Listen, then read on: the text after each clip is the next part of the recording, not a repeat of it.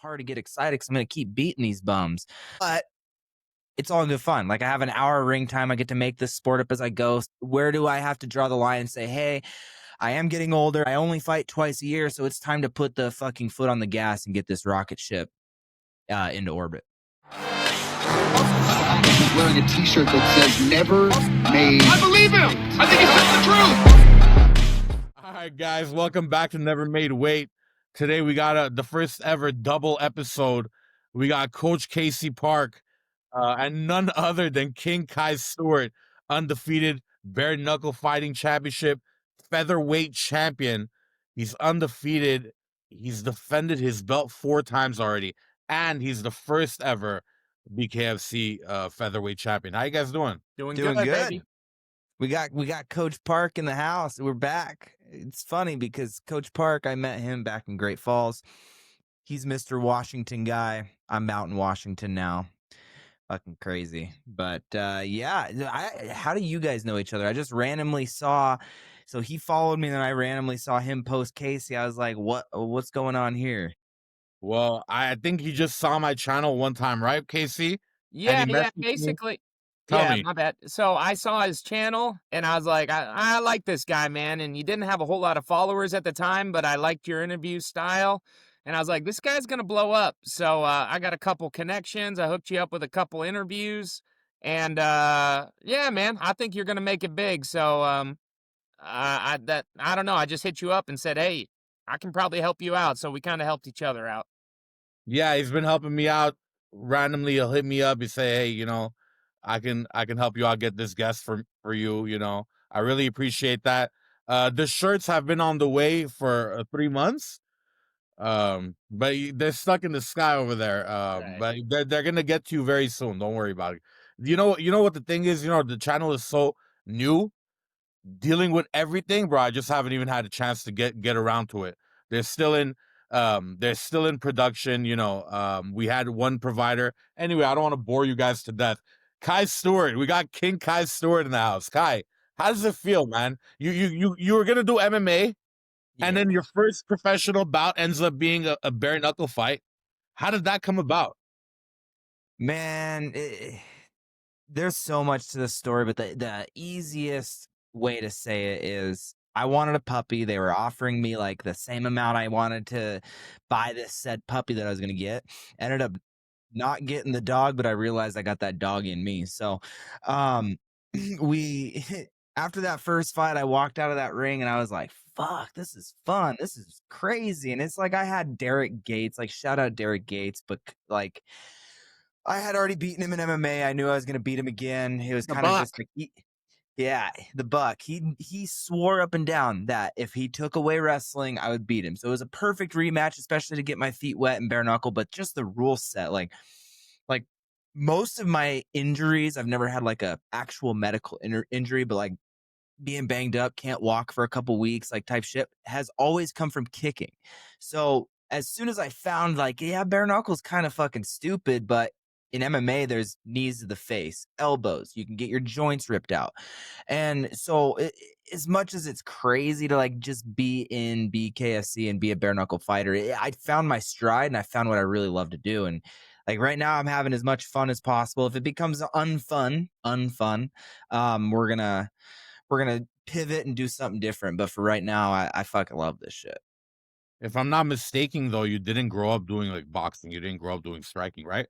No, I was a wrestler. That my boxing training comes from Coach Park holding some mitts to help me get some weight off. I swear to God, that began, I think, my sophomore year because there was a smoker, and then it kind of carried on into my senior year. And like, even then, I didn't want to do the whole stand and bang thing. I told all the MMA coaches, I don't want to do this shit. I want to take people down, choke them out. Like, fuck that. I'm not getting hit. Yeah.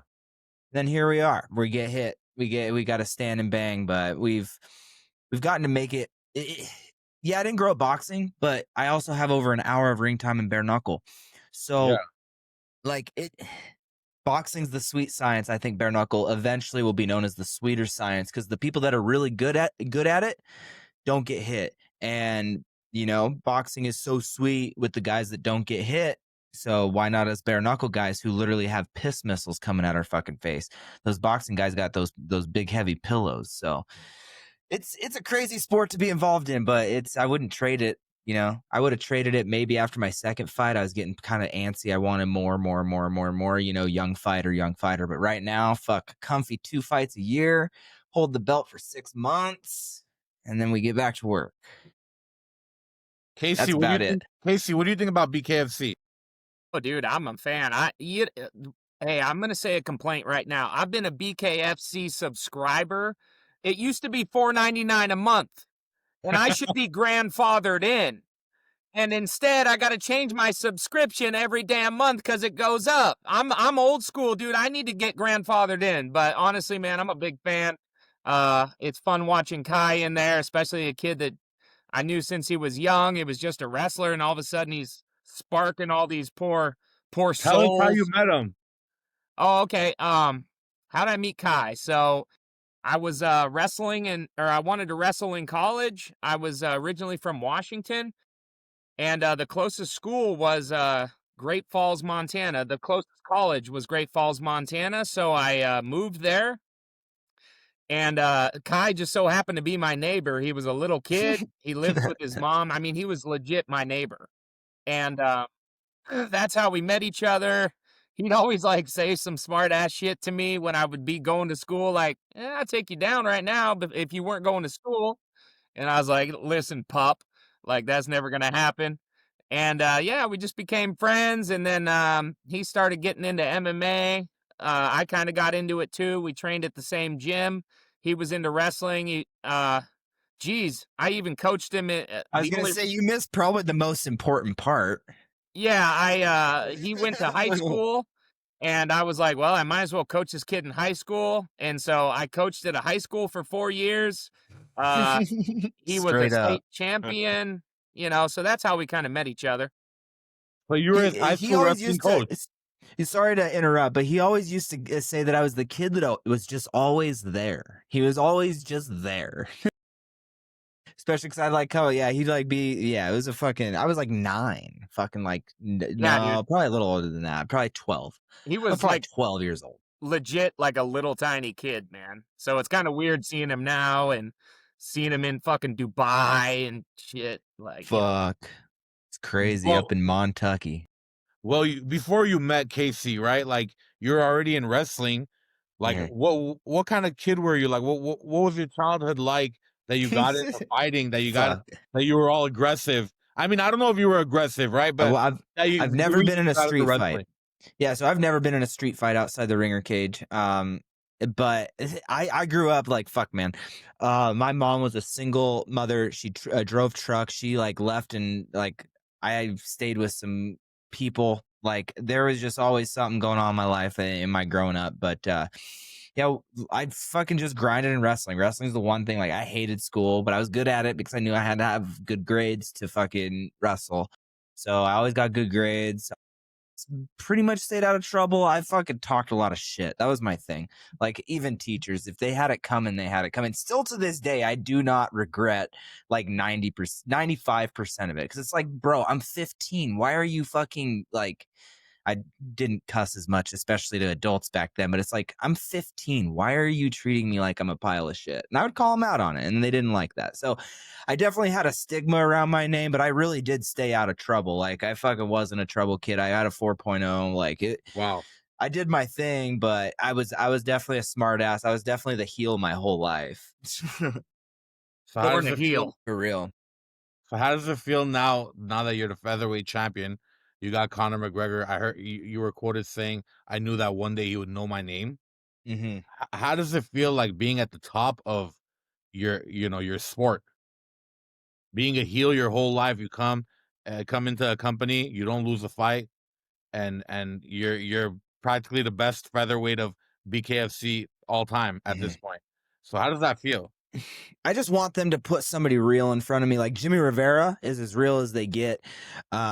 And that was where I really got to test myself and be like, okay, I belong here. Jimmy Rivera spent 10 years in the top 5 of the UFC. Like he's a fucking legend. So he was still only 34 years old, and he was older, but to be fair, he was only 34. So people that are saying he was out. out of his realm. He had a great fight against Jeremy Stevens until it was a doctor stoppage. He was winning that fight. That was in Salt Lake City on the same card as me. So that's kind of what's next. I'm hoping they can bring a big name like Cody Garbrandt. I'm hoping they can bring a name like, well, I guess Frankie Edgar is there. I don't really want to fight him because he is too old, but that's a name that I can beat and keep on moving up. But like somebody that's still relatively good, like and young, got some youth left, is Cody Garbrandt, and that's what's gonna really excite me. Right now, it's so hard to get excited because I'm gonna keep beating these bums, but it's all good fun. Like I have an hour ring time, I get to make this sport up as I go. So how much can I really bitch about it? But where do I have to draw the line and say, hey, I am getting older. I only fight twice a year, so it's time to put the fucking foot on the gas and get this rocket ship into orbit. Well, if they did bring Garbrandt in front of you, I know you love to talk shit. You love to hype up fights. You love to get in your opponent's mind. I love that. It's very that is actually not even the plan. The plan is just to fucking have some good old fashioned like banter for the camera. But of course, everybody gets all butthurt, and then all of a sudden they're fucking steaming out the ears and fucking threatening my mindset coach. Oh, it's always great. Anyway. But if they brought Garbrandt to you, right?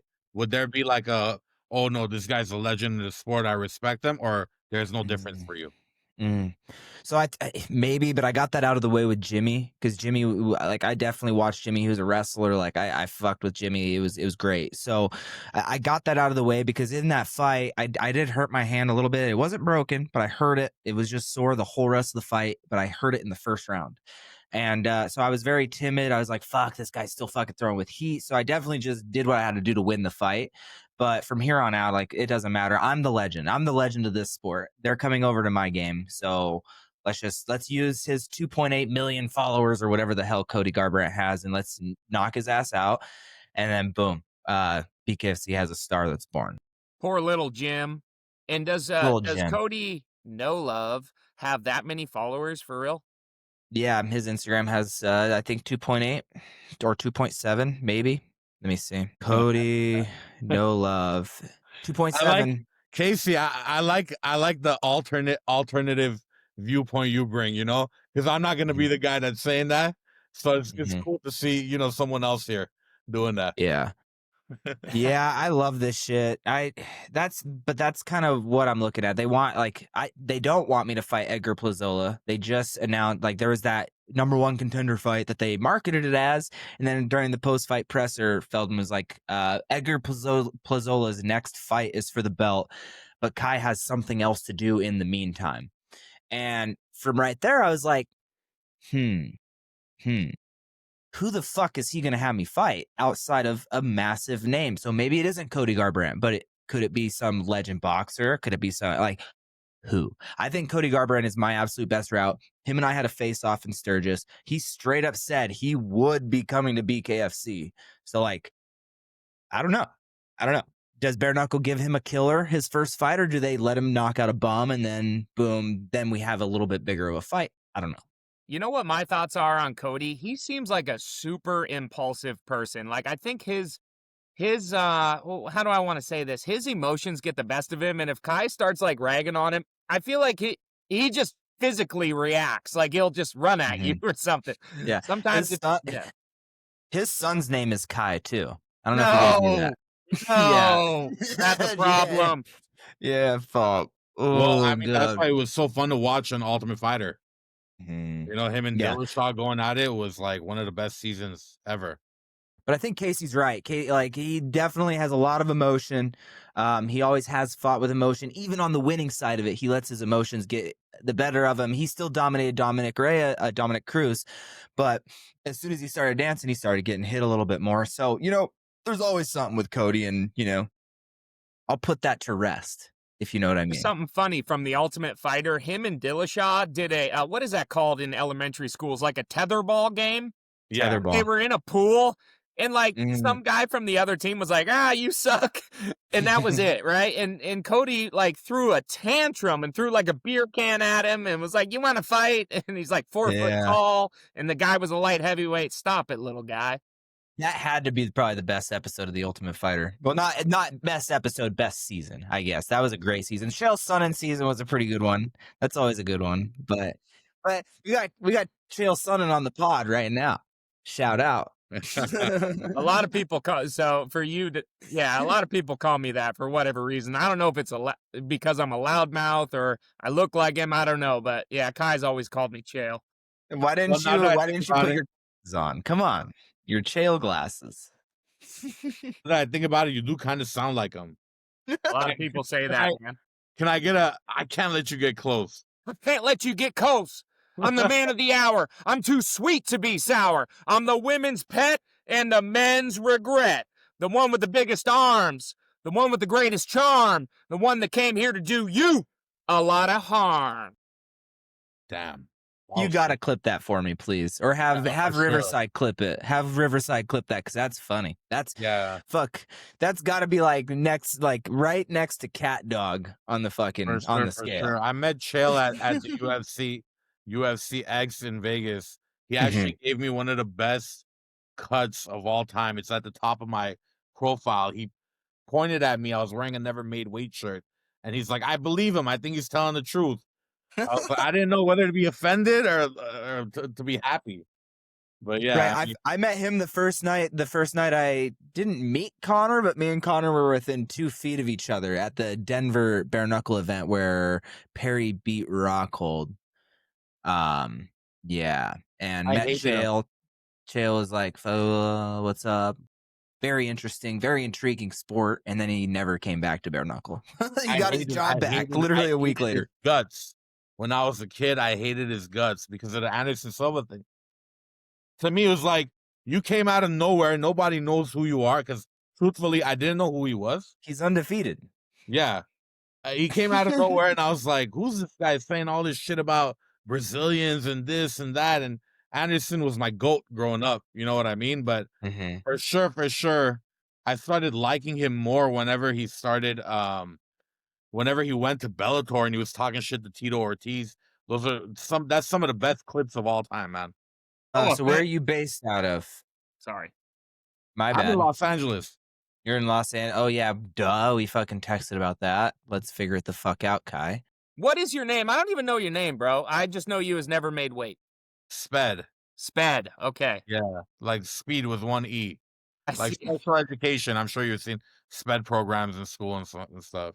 Okay. Yeah. My real name is Osped, but the short is Sped, so 4 letters instead of 5. Kai, whenever you joined Bare Knuckle, how do you spar for that? Because when you're sparring boxing, right? You're wearing the gloves. How are you sparring for Bare Knuckle? I'm gonna typically wear 16-ounce gloves. Like I hurt my hand so much in my fights. I've actually landed like just shy. I think like 3 to 8 punches shy of 1,000 punches in my bare knuckle career.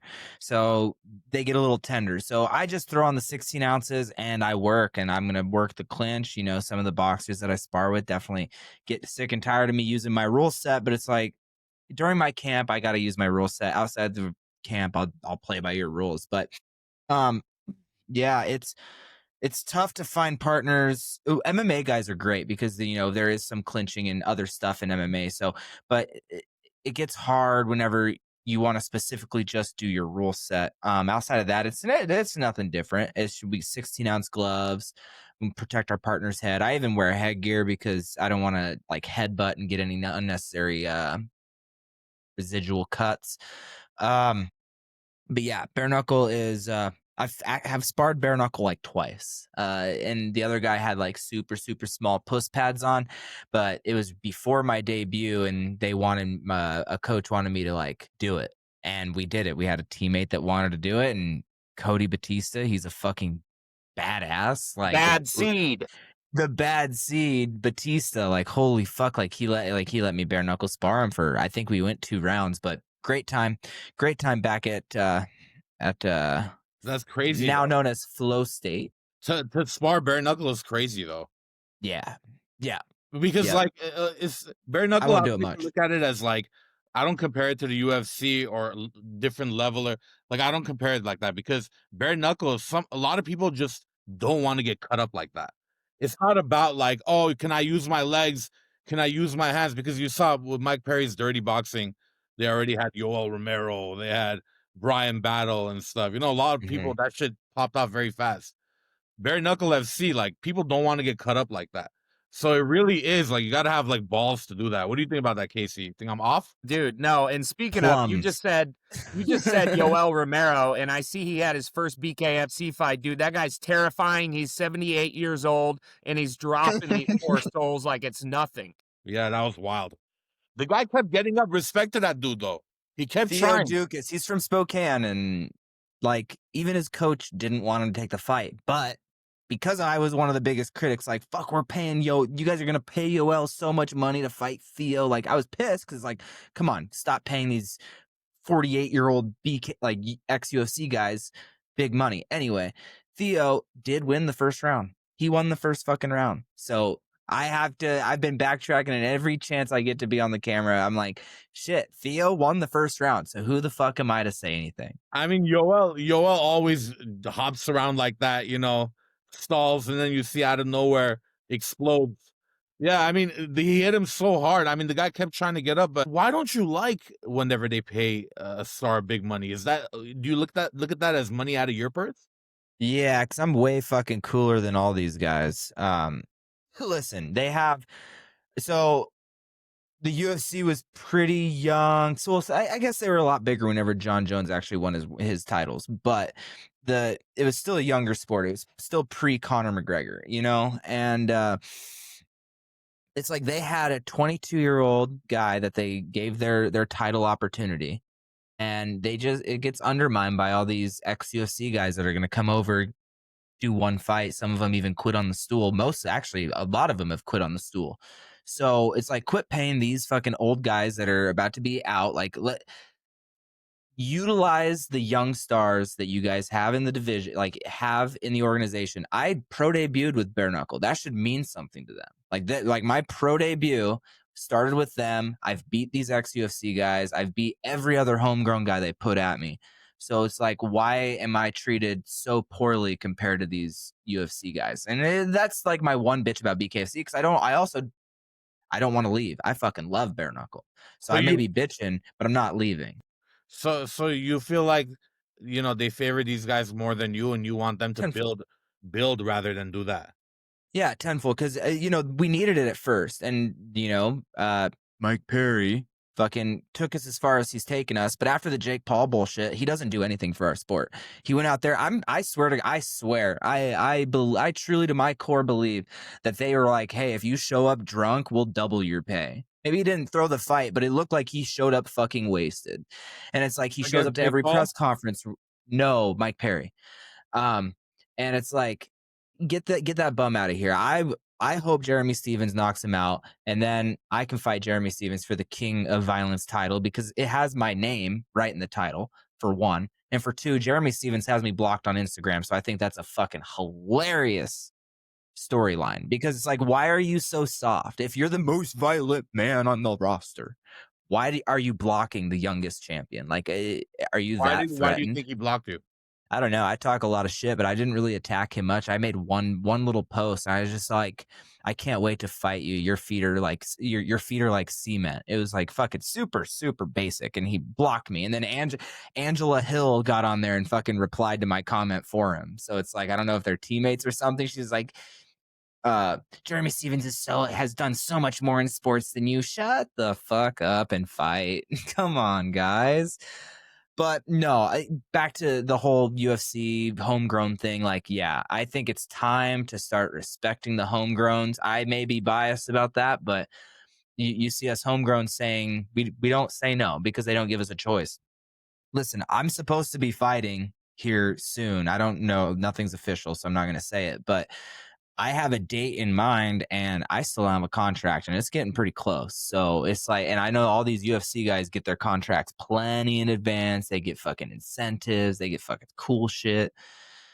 And I'm sick of it. But I'm going for my 6th world title. I'm about to be pound for pound #1 in the organization. And once that happens, like, I just won't take no for an answer. And if they really want to lose their biggest, youngest star, then I'll just go grow pot for the rest of my life. I've won 6 world titles. I don't got to do this shit no more.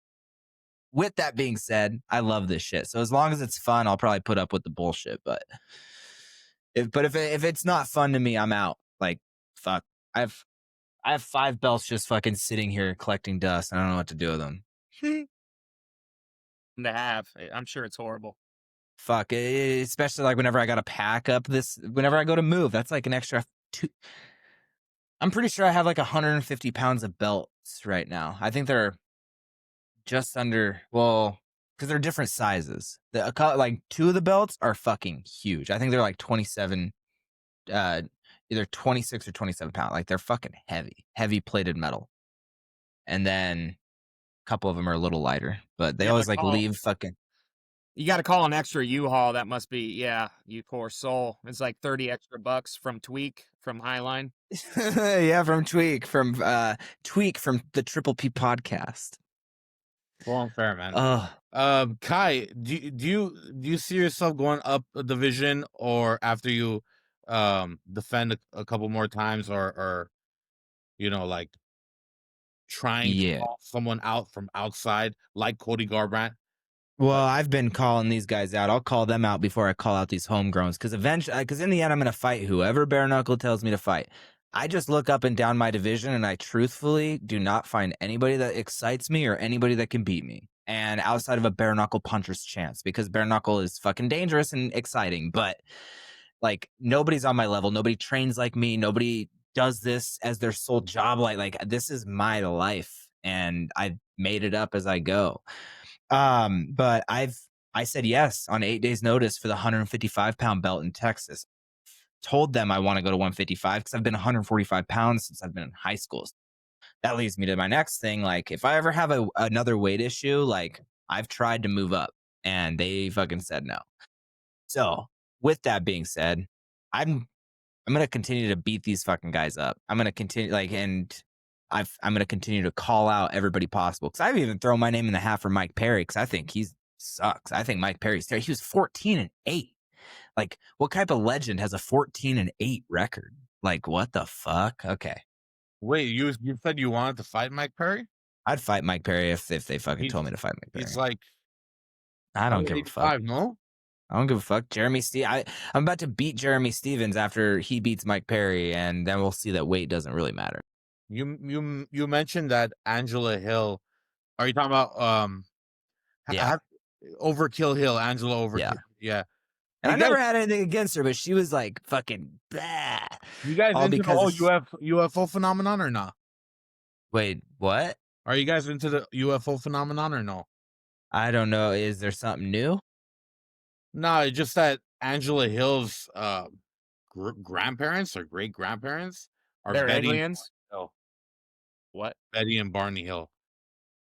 They're a famous couple who got abducted by a UFO back in the day. It's like a huge thing in the UFO community. Like a new level of shit talk unlocked. Yeah. Yeah, I don't know. You must be from out of this world if you think Jeremy Stevens can beat me. You must be from another planet. Fuck. Yeah, that's hilarious. That's good. Good stuff. So what do you do nowadays just throughout your day waiting for the call? How do you spend your time? Yeah. I smoke some pot. I go fishing. I train. I lift 3 days a week. What else do I do? I travel. What, Casey, Kai, do you live in Spokane now? Yeah, we're living here for a little bit. We're actually just saving up to buy something over in Montana, and Montana's crazy fucking expensive. So we're going to stay here until that opportunity arises. So I'm probably going to be here for another year. Maybe another year. I just heard this through the grapevine, but Sean O'Malley has a plot right next to his place that's being sold really cheap. You going to buy that? In Arizona? Was he in Arizona? No, I mean in Helena. Oh. In Arizona. That was a lame joke. That fell through. My bad. I would have definitely. Well, here's the thing. I have this fucking suspicion that Sean O'Malley is on the verge of retirement. I know that he's probably got more money than he needs to ever fight again. So I have a feeling he's done. So my next step is to just cheer on a Montana and hope he gets the UFC title, and then I'll go take that. But yeah, I don't think that fight will ever happen. I've called for it. So now I just gotta be like, okay, I just support these guys. Fuck it, they're never gonna fight me. Whatever. We all know, like, the only reason you choose to not fight somebody is one, organization, so that I get. But like, to say, I don't know, if I made it to the UFC, I can make that Sean O'Malley fight happen because I know that I'm a better fighter. But other than that, I'm over it. He's never gonna fight me, so it's okay. Is that a fight that you wanted for a while or something? A long time, because he opened the door. Okay, for one, Montana versus Montana, who wouldn't like that? Like, especially for the Montanans, especially for the people that would get invested with the beef. It was so one-sided. An interviewer said my name to O'Malley. O'Malley said that I sucked, and then I just kind of like, I took it and ran with it. I was like, fuck it, let's have a big money fight. Let's do it. And that was near the time that Conor McGregor got involved with bare knuckle 2, and the only crossover fight in UFC history happened because of Conor McGregor. So I definitely ran with it, but it was so far. I know it was far-fetched, but I definitely would have loved that fight, and I think the fans would have loved that fight. Coach Casey, you have a relationship with the O'Malley team or no? No, not at all. In fact, I've never met him. But I thought I'd throw that lame joke in there because I know they had a little beef, and that kid sucks line kind of used to run around.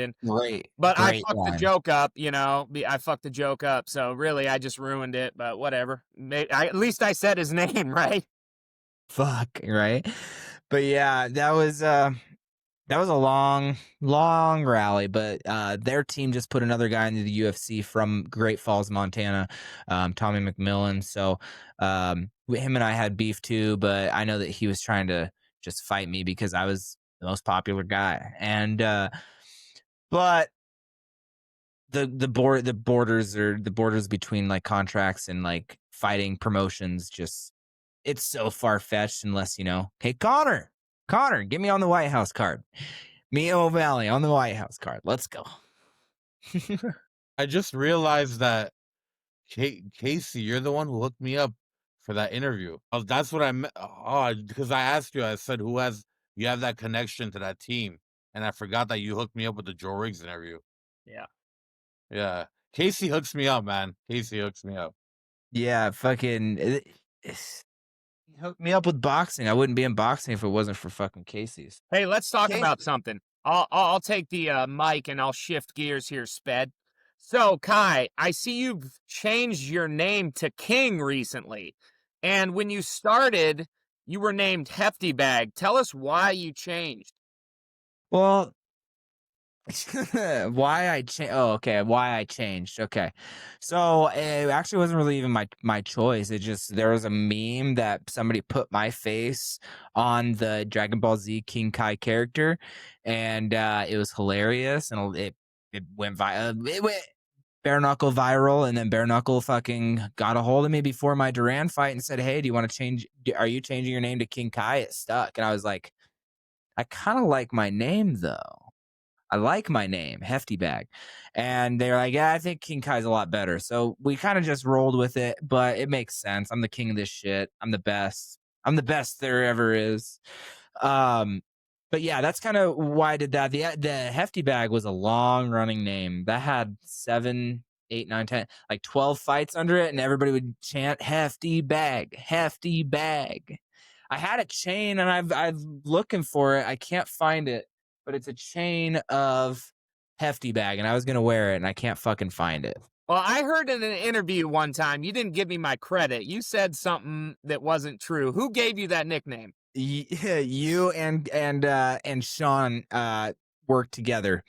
The plum, because you came in and said something about the plum bag. Yeah. And then Sean, because it started with Casey for sure. Well, I want to tell the story.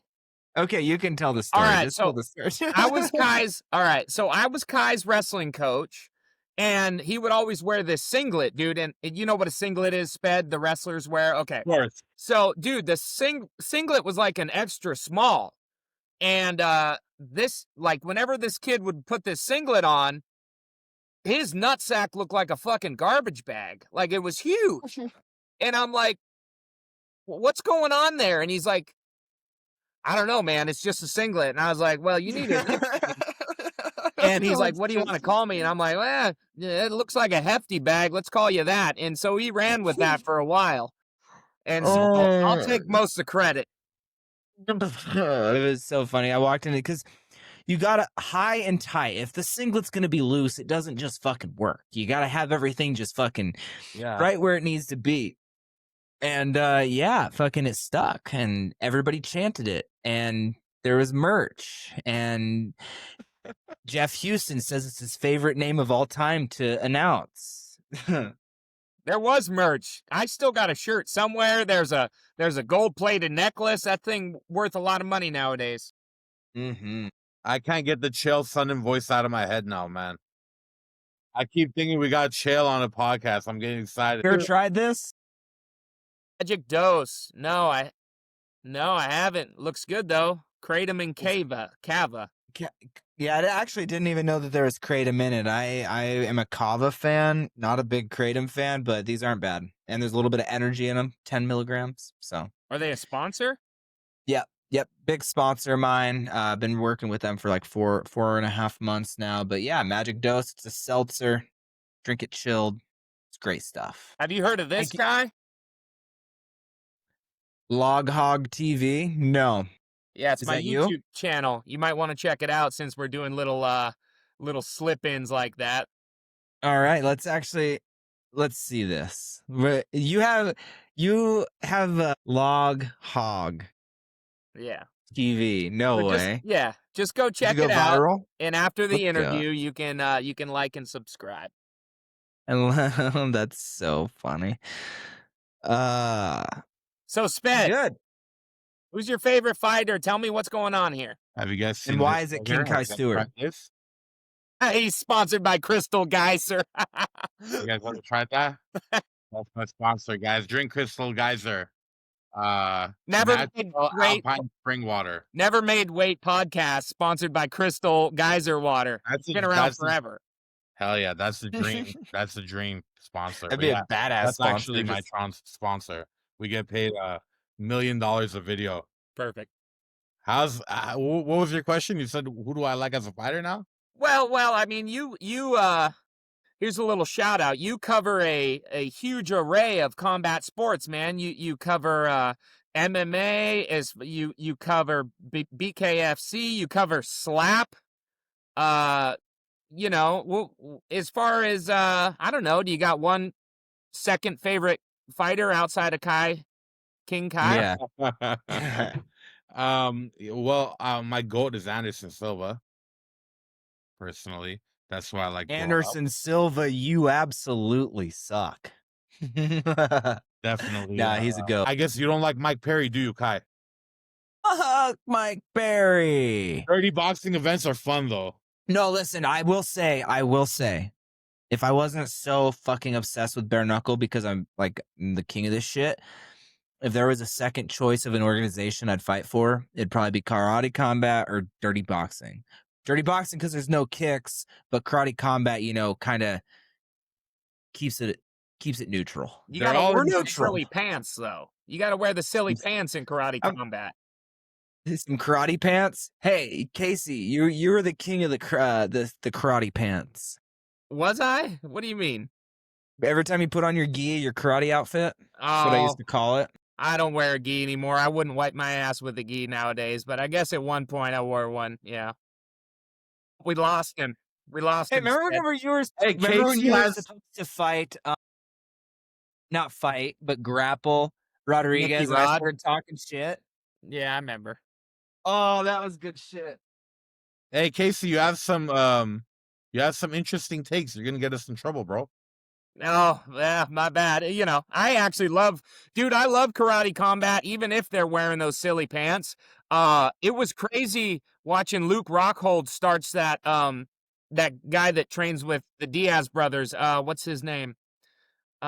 He's an old school kickboxer, been around forever. It'll come to me, but no, I like karate combat. I'm with it. I mean, it's all fighting. At the end of the day, they're all fun to watch, Sure. especially when you see somebody get slept.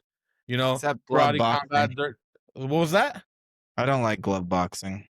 You don't like boxing, basically, is what you're saying. Yeah. Outside, I will respect where respect is due. Even in MMA, like I'm bored as fuck watching MMA. Even as a wrestler, the wrestling is just too boring for me after being exposed to bare knuckle. It's Yeah. after being exposed to bare knuckle. It's like, holy Yeah. fuck, this really isn't exciting. I Yeah. respect the technique as a fucking professional athlete. And I respect a good fight back and forth. But there is an excitement factor, and I don't watch any other sport. Let me just be clear. Like I watch football fantasy. I watch football because of my fantasy team. Like I Got it. do not give a fuck. And But I have what a about- sports betting contest. I have a sports betting podcast, so I'm supposed to Okay. know what I'm talking about. Okay. So you win bets, is what you're saying? I win bets. I went 0-4 on my college parlay today. Holy fuck. Like I'm when my 1-1 homies on text the me year. my homies text me for picks, like, bro, I'm like over. I'm like in my lifelong bets, I'm like 25 for 1,200. You know? Last year I We're getting a weird What are you playing over there, Kai? You're in the interview. Shut it off. damn, Rodriguez Dumas did us like that too. What do you? Go ahead. Sorry. I was just gonna say, forgot where I was going because I just thought of something so fucking funny. Share it with us. You smoked too much moon cabbage, man. It left him already. You're too late. It's gone. Did you guys hear the torch? Is that what happened?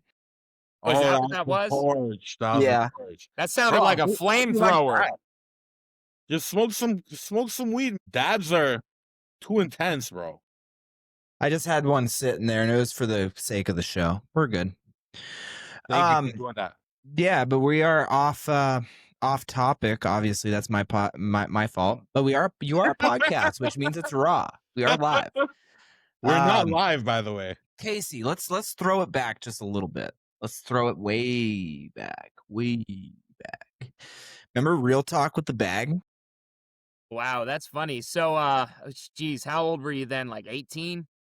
I was my first year at college, 2019, 19 years old.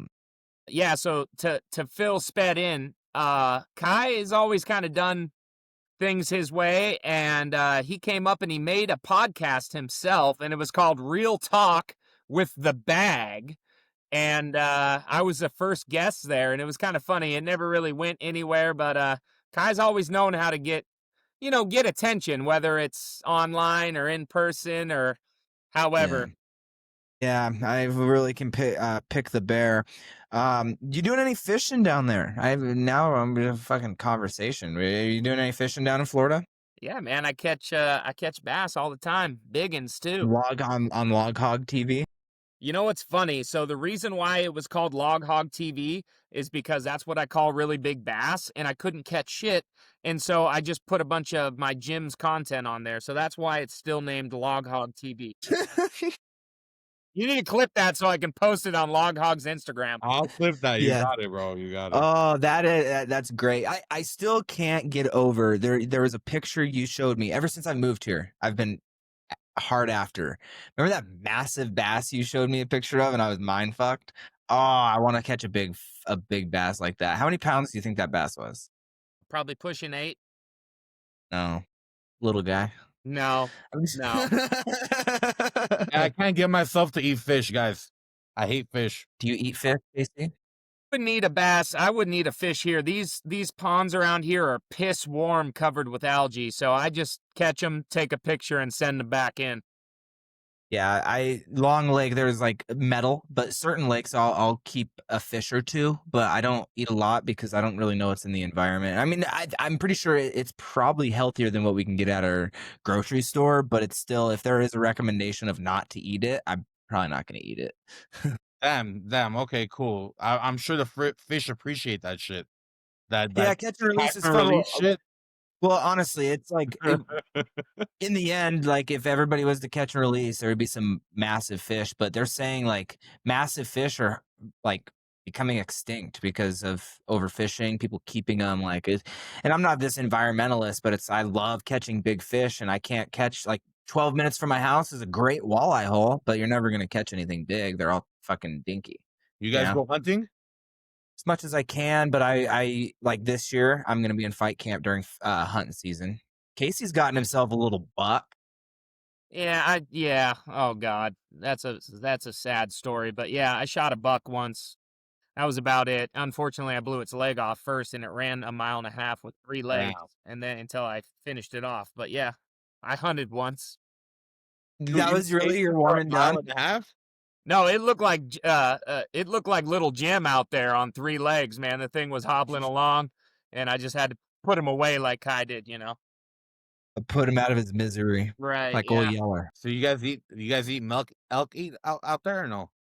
I'm actually gonna make a post on my Facebook, and I'm gonna try to get somebody to get some elk meat as a sponsor or something, because you can't like legally buy it from people, so you have to like get around saying, hey, let me buy an elk, because I know that there's a bunch of hunters in Montana that their freezers are probably still full because they get like 2, 3, 4 animals a year, so if there's any extra, I want it. If I can shoot my own, I will, but I don't have the time. You don't go Every time hunting there's in an awkward LA, silence.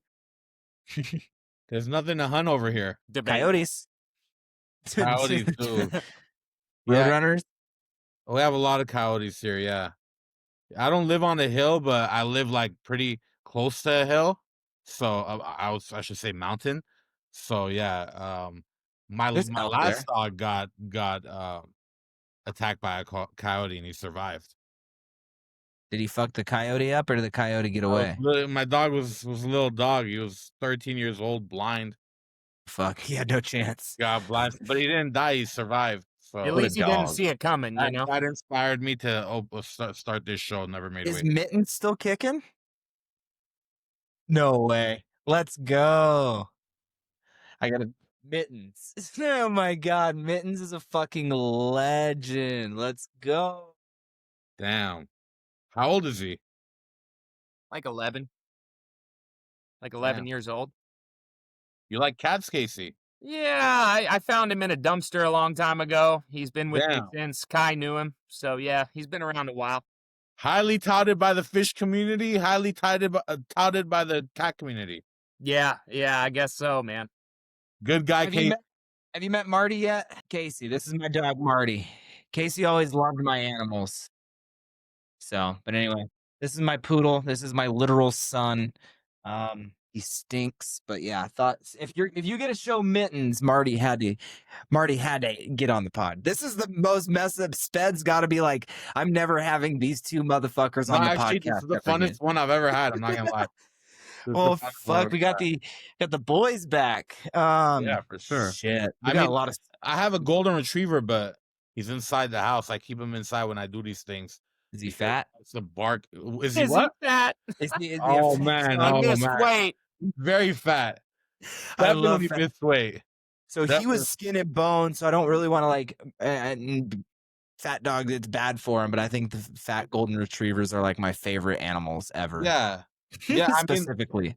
everyone gets mad at me. They say I feed him too much because, I feed him every time I'm eating. He gets a little bit of what I eat too, and he has his dinner and his breakfast. One for the boys, but he's living a happy life, is he not? He's so happy. You wouldn't believe how happy he is. You ever seen a golden retriever on like a milk bone box? Yeah.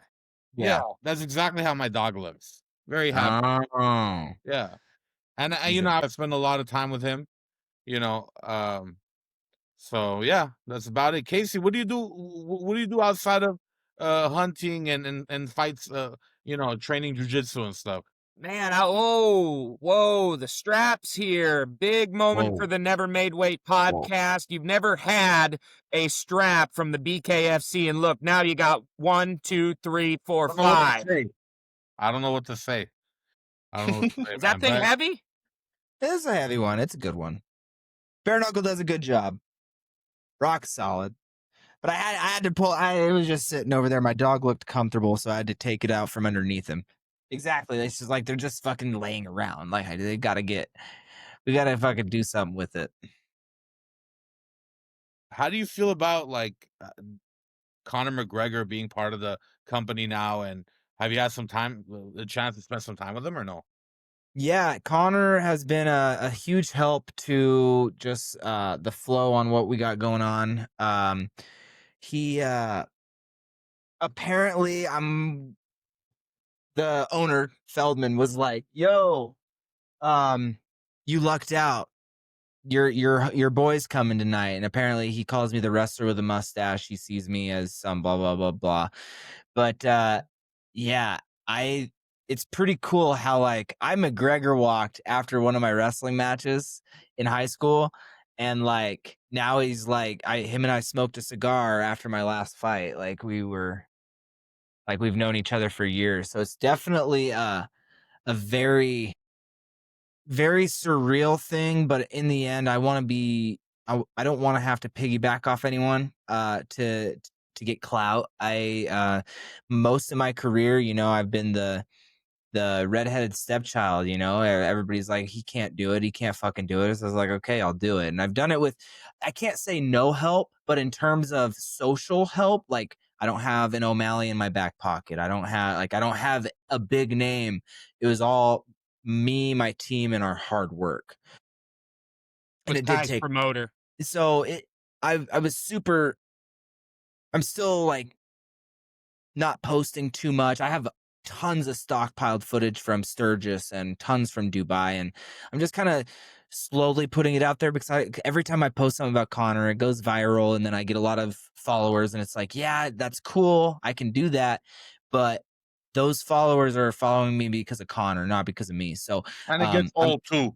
yeah. So I love it. Don't get me wrong. Like my idol turned boss. It's great. Fucking amazing. But I still want to have my individuality because a lot of people started calling me the USA Conor McGregor for bare knuckle. And it's like, what? No, I'm the fucking King Kai Stewart of bare knuckle. And that's how I want it to be. So it's great. I love it. And him and we smoked a blunt together, my native grown strain. Shout out native grown legend OG is the strain me and Connor smoked together. And yeah, that was great. Fucking great. Hey Kai, so how was weed always present during your fight career? President. Present? Yeah. Was weed always present in your fight career? So yeah, shout out to native grown. They are a Montana owned, native owned company, and they have sponsored me since my bare knuckle career started. Full time. They did some while as an AMI. And I've smoked weed since my junior year of high school, but I didn't it was like summertime. I didn't smoke during wrestling season. I wasn't stupid. And after high school is whenever I really became kind of a stoner. But yeah, always present. And I've been taking breaks though, because if I fight in Dubai, I have to go 10 days without smoking weed while I'm over there. So I don't want to like cold turkey it. So I'll go this whole fight camp probably without smoking or just very little. Outside of that, So you smoked during yeah. your fight camp? No. Fuck yeah, I smoked during I have the best cardio in the world. So listen, the Florida State Athletic Commission, they called me. They said, hey, listen, so we have an issue. We noticed that your cardio is just too fucking good. So you need to smoke to tone it down and make it fair for everybody else. And that's what I did. And I still have the best cardio in the organization. So not too offended by that. Casey, is that what you got from Kai's high school career as well? Yeah, this will be a good little bit. So Kai, and especially like in wrestling, he was always someone that pushed the pace. Was he the most craziest technical gifted person? No, probably not. But Kai doesn't ever go away. And what I mean by that is he's like always in your face. And with him being in the BKFC, I mean, let's be honest, the guy doesn't have hardly any boxing background, but he's like constantly in your face, man. And even if you're a really good boxer, if you get no second to breathe and you're getting cracked, man, it breaks people, and you can tell because the guy's 5 straps in a row. And, these guys who have been in the UFC and way more boxing experience than him, some kid who just came off a wrestling mat, who's got cardio and pushes the pace, just beat all these fucking former badasses. So, man, there's something to be said for that. Yeah, to piggyback off that, these boxers spend the majority of their career, like, let's say they come straight from boxing, not MMA, obviously scratch the MMA guys out, but these gloved boxers, legends, come over and they don't know how to clinch. The second their head gets pulled down, they expect the ref to come in and save them. And so as a wrestler, it's like nobody in this organization, unless they are a wrestler, will learn how to out hand fight me in one fight camp. I'm sorry. I've been hand fighting for over 20 years now. So like, let's get her done. Like, let's go to war. So that like, everybody wants to talk shit about me whenever I'm like, wrestlers will always do it best, but no, man, wrestlers will always do it best, even in bare knuckle. So I love that the pace has been noticed my entire career, because like Casey said, I didn't know what the fuck I was doing, and there for a while I was always kind of like the chunky kid in the weight class that, like, I had to just roly-poly fucking move, and don't stop, and usually I broke people. So, what's the loudest crowd you fought in? Probably Great Falls, Louis Lopez versus King Kai Stewart. That was Kai Hefty Bag Stewart at the time. We fucking hated each other. There were 7 arrests in the crowd. Multiple more fights. Like, it was a crazy crowd. I will say, Salt Lake City was pretty. So Florida should have been the loudest, but it is in like an auditorium, and it's meant for the people on stage not to be able to hear the crowd, like for whenever there's performers on stage. So that kind of takes away from that arena. I love that I set a record. That record has since been broken, but I set a record at the time. But it was quiet. It was fucking quiet on the stage, but there was like 9,000 people, and they were yelling, well, booing. They were booing me because I was beating their boy's ass the entire time. But yeah, Great Falls, Louis Lopez versus myself was that was the show. It was all the Louis Lopez fans that were arrested too, by the way. It's actually kind of funny. Like, that's pretty much the end of where like a huge stressor in my life ended. Like, ever since then, I got to drop the beef with Joe Riggs, and it's been fucking pretty smooth sailing since. There for a while, the Louis fight, the only reason both of us got that opportunity was, one, there was no Louis cut Howard Davis.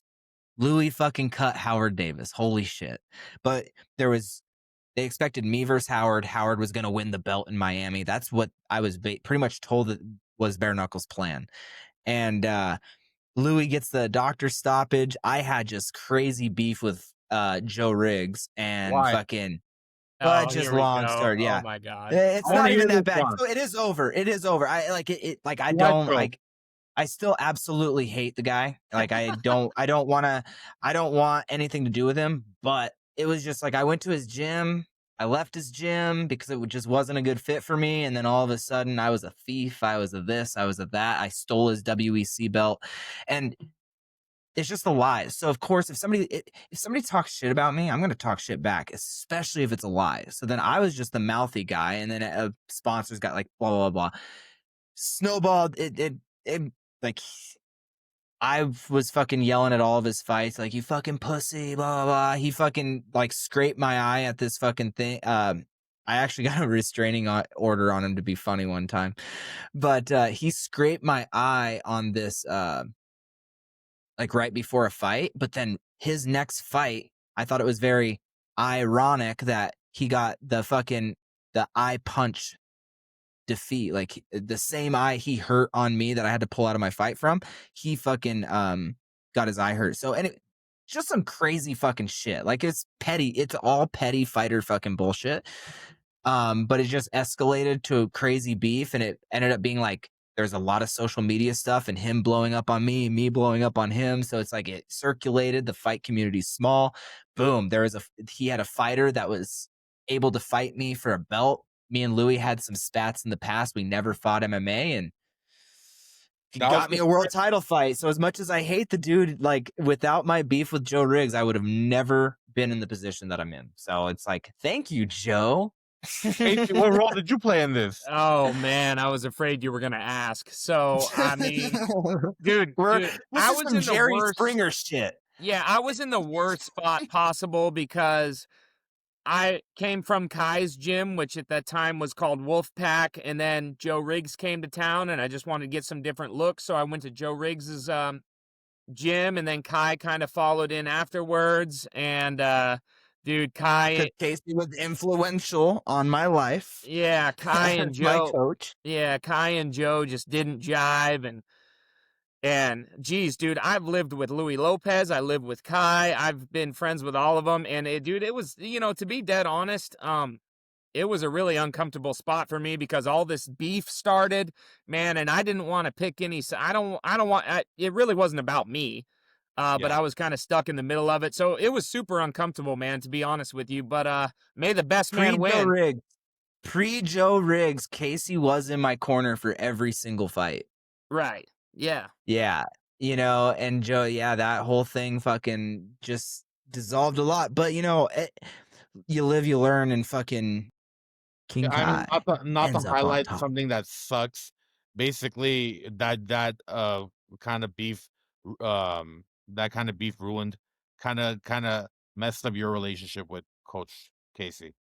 Oh, I wouldn't say that because look, we're sitting here we're vibing, but we missed years. Like I haven't talked to him. It's been years until we reconnected. But then bro. Casey moved. But Casey also moved. There was just life fucking happens, and Joe Riggs was the least amount of it. I was also a hothead, so I said some shit. I was like, "Come on, motherfucker!" Like, but Casey's always gonna be my coach. He was a big. We grinded in the dungeon of UGF together. Like he just beat the fuck out of me and make me work hard. And honestly, that's where I started to really learn how to be tough. As much as annoyed as I get whenever I have to mention it, it was between like the Ayala workouts, just some crazy workouts he always freaking put me through, and then Casey would take me to wrestle, and it's like, holy fuck. I just learned how to get tough, and that was like in 8th grade. That was before going into high school. Yeah, Okay, man. Sorry, go ahead. It was yeah, man, it was an uncomfortable position to be in, but I've known Kai since he was a little kid. Shit, I used to eat dinner there every single night. Like, I'll always be in the kid's corner, you know what I mean? So even though we haven't talked in quite a while, I'm still rooting for him and everything. Be back, baby. Yeah. Great. Brought to you by Never Made Weight, a reunion. I'm telling you, some Jerry Springer shit. You're laughing, but tell me about it. Fuck. Great. I mean, I had Joe. He told me about how he gets into scuffles a lot. It was actually a very entertaining episode with Joe because he talked about the fight he had with Nick Diaz in the hospital. But did you know him before that, Casey? Did you know him before he came up and you trained at his gym? No, I know who Joe Riggs was because of, I'm a fight fan, but no, I never knew him prior to him. He moved to the same city that Kai and I lived in, and he opened up an MMA gym, which was also another problem because then you got 2 MMA gyms and they're fighting for students. Is it a small town? Yeah. Yeah. So here's the issue. Here was the main issue and that I had, and I'm still the same way. I straight up told the coach coach, because nobody's been in the ring for an hour in bare knuckle. I have some solid ring time. I've been in the rule set. Boxing coaches have never done this. MMA coaches have never done this. So I take a whole bunch of stuff and I jam it into my tool bag, and then me and my girlfriend make the game plans. Like literally how it works. Anyway, the hefty bag. But that was the problem. I had multiple fights under Sean Ibsen. I was doing really well. Like, not even just Sean. It was Casey was in my corner every single fight. Sears, he's actually the owner of the Native Grown, but Sears, my middle school wrestling coach, he's still in my corner in, my last Dubai fight. He'll be in there the next Dubai fight. So it's like I had a system, and like Joe Riggs basically said, nope, you're doing it this way or not. Like, and then he caused problems, started talking shit about like, the other gyms. Cause I even had a long conversation with my coach. I actually chose Joe Riggs's gym, but like he made it like I couldn't talk to him. Like it got weird between me and my gym, my team. And, you know, I'm always wanting to, as a wrestler mindset, you go to as many camps, as many clinics, as many wrestling rooms as possible, get your ass kicked, see new stuff, throw away the bad stuff, keep the good stuff, and then you move on. And with him, it was very old school MMA tactics, very old school MMA lab. I guess that's where he's from. And it's like, if you're training here, it's only here, and that's just how it wasn't. And then once I left, boom, it was me. Once I left, it was like I fucking like killed his dog or pissed in his Cheerios. Ran his like cat fuck. over. Ran his fucking cat over. God damn.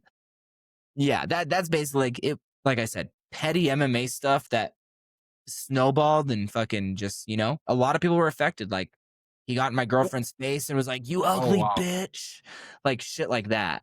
So, you know, that's why people can respect him. My beef is my beef, so I get what he did in MMA, but me personally, nah. I'm never gonna say another word to him, but it's like I don't need to acknowledge that guy ever again. I got to hash it out with Casey. We hashed it out. Holy fuck, 5 years in the making. Let's go. Oh yeah, that's great. You guys have a relationship with Tim Welch or no? No. Never met the guy. No, they just think that I suck. So what's the chances of you in the future crossing over? What do you mean? Going to MMA? If you know, if you run, you know, you've had already 4 title defenses. If you run over everybody, would you cross over? Well, I'm going to actually be talking in once they call me for my next fight, I'm going to be negotiating and getting a contract for the equity deal that they announced. If I can sign an equity deal, I'm going to just fucking win 10 world titles, get $3 million in fucking equity, and we're going to ride the bare knuckle wave into the sunset because Love that.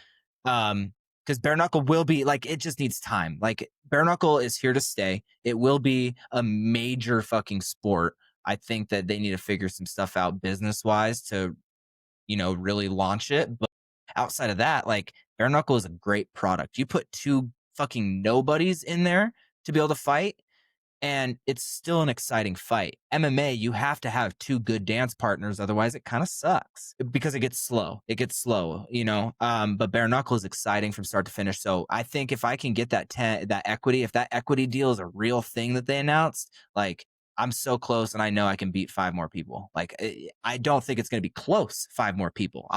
If the equity deal is a real thing, I'll shut the fuck up and keep fighting whoever they put in front of me and stop calling out the bigger names, because like, this is fun. This is cool. I'm 5 fights away from something big.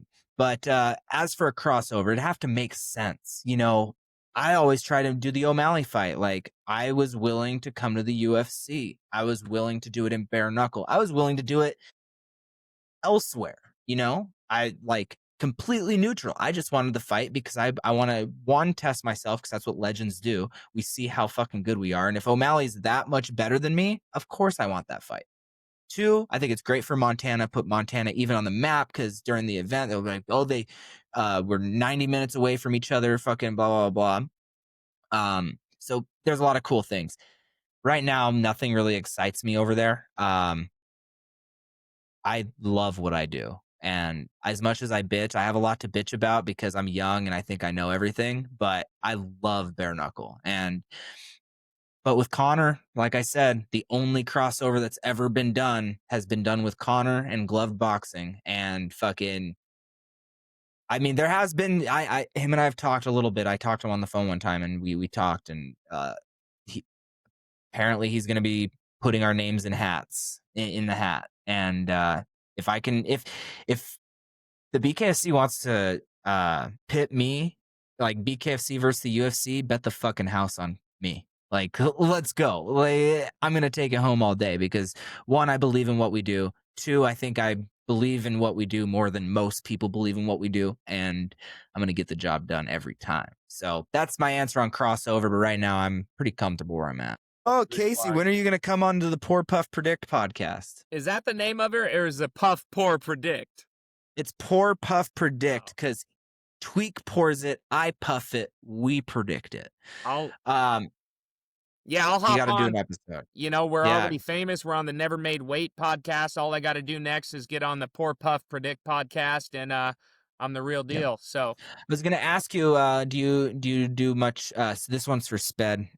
Do you travel much for what you do for content? What's your overall goal? No, I don't travel at all. Actually, I only go. I go to Vegas for the UFC and Power Slap Nice, events, but I live in nice, LA, so it's a 4-hour drive. nice. Um, but besides that, no, I don't travel because I have my hands full with running my own business outside of that. So I can have money to do this. Because 100%. this shit is draining me. But it's actually something that I love to do. I've always been a fan of combat sports, so I'm trying to. I'm trying to go all the way for Well, 20. you're well on your way. You're well on your way. It's hard to get subscribers on YouTube, so if you're fucking doing it, you're doing it. So In 2026, I'm gonna do more content at fighters gyms. I'm thinking about starting a series of going to different gyms and working out with them, have them beat me up a little bit. you there's know a cheap direct flight to Spokane, and I can get you out on the Champs Chariot, so we can get some real content there, and we can put you on some big fish. So, I would love that. I would um, love to come by in 2026. I'm gonna plan all those dates. yes, sir. Obviously, there's gyms all over the country, but Spokane's very close to me. There's So some UFC guys up here too, and yeah. so we'll Yep. see what we can do. Yep, we got a Bam Bam, a Brady Yep, Heitzman, Mike uh, Chiesa, Chiesa, yeah. Terrence Spokane, yep. sometimes. Yeah, yeah. You what's that gym called over there in Spokane? I'm actually beefing with their coach now too. no, not No again. Yeah, way. sick jitsu. So here's the thing. I just made I thought it was funny. I knew it was talking shit, and I thought he would talk shit back, like genuinely, because I thought I knew the guy a little bit better than I did. They're like an MMA gym, and they're all grapplers. But he said something about fighter safety, and he's like ragging on this ref for making a shitty call, which it was a shitty call, but he was ragging on him. And I'm like, bro, how can you give a shit about fighter safety whenever you run the show that you run? And because he doesn't care about fighter safety, and he blew up. But it's sick jitsu. They had Juliana Yeah, Pena, Juliana Miller, Mike Chiesa, Brady Heastan, Melissa Maya, she's not in the UFC, but she's Combate. They have Jaden Ortega Combate. A lot of up and comers still, undefeated prospects. So like Spokane's a hot spot, man. yeah. Yeah, I I'd love think to, man. Oh, Go sorry. ahead, I Casey. think why so Kai's beefing with the nut. The one thing about Kai is you kind of got to take him as he is because he's never been afraid to kind of speak his mind. So some people take that wrong, man. And Yeah. that's why he gets in these little spats It's once in a while. it's funny. The beef is pretty much over because he posted about me and it completely backfired on him. Like it's never backfired on the guy. Like he usually has a posse of people that'll talk shit. Not like one person got on his post and like supported him. They all got on and were like, "Well, yeah, I've never had blood work for your event. Yeah, I've never fucking I remember you not letting me weigh in or something like straight fighter safety fucking shit, and it just backfired. So I hope the beef is over because I didn't even want beef to begin with. I thought he would because he's joked about it. He's like I would be in his gym and he joked about it publicly while there's other people there. So in my opinion, I thought he would banter back, laugh it off because that's just who he is. Nope, I was wrong. But it was bad. It was funny. It was funny. I did get the Pringles logos. Did you see that one, Casey? No. Now, the can of Pringles with the mustache and the hair. He fucking posted a Pringles can and said, "This is Kai." I just photoshopped that onto my head and fucking yeah. Sean actually, Sean Ibsen posted my face on it, and I've never seen it. Now I want a Pringles sponsorship because now the mustache, the little Pringles hair, fuck, can't unsee it once I'll you put see it. in a word with Crystal Geyser for you. Yes, let's go. Crystal Geyser. Where are they from? Alpine Spring Water. Let's go. Wherever they got Olancha, California, Mount Whitney. Spring. Perfect. Well, Right down the street from you, Sped. Yeah, yep. cool. Well, I literally just the naming your podcast Never Made Weight instantly caught my attention. Then you got me and Casey Park on here for a special Jerry Springer level episode. Glad to see it. Appreciate you, man. Hey, I had a great time. Guys, follow King Kai Stewart. 5-0. 9-0 8-0 in BKFC, right? 8-0 in BKFC. Yes, sir. Won the title 5 fights ago, defended it 4 times. This guy's at the top of his sport, and it's only growing. Follow him at King Kai _ 145. That's King Kai _ 145. Also, guys, Casey Park, Coach go back. subscribe to Log Hawg TV. Log Hawg TV, baby. Log Hawg TV, guys. Go subscribe and follow him at C Park Town on C Instagram. Park Town. Guys, thank you so much. Is there something you guys want to leave us with? Nah, smoke weed every day. Native grown. Let's go. Oh, yeah. That was fun, man. Have us back sometime. A great time, guys.